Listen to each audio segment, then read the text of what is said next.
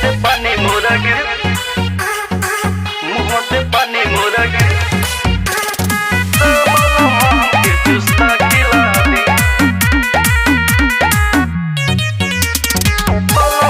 के चुस्ता खिला दे।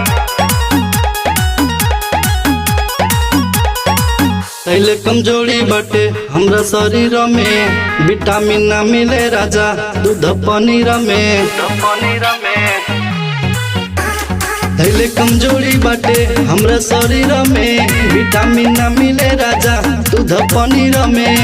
खाए के मन ना करे काजू पिस्ता, बोला हमके चुस्ता खिला दी। मुँह से पानी मोरा गिरता, बोला हमके चुस्ता खिला दी।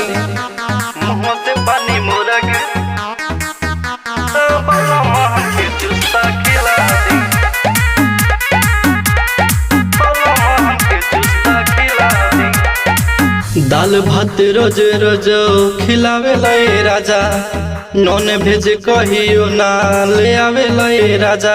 ले आवे लए राजा, दाल भात रोज रोज खिलावे लए राजा, नॉन भेज कहियो ना ले आवे लए राजा। ले आवे लए राजा। मनो में बेचैनी बड़ी होता, बलम हमके चुस्ता खिला दे। मुँह से पानी मोरा गिरता, बलम हमके चुस्ता खिला दे। मुँह से पानी मोरा गिर, के चुस्ता खिला दे, के चुस्ता खिला दे। हाय के मन बजा पखना बाजारे, पैसा नहीं खे तो लाद उधारे। लादा उधारे,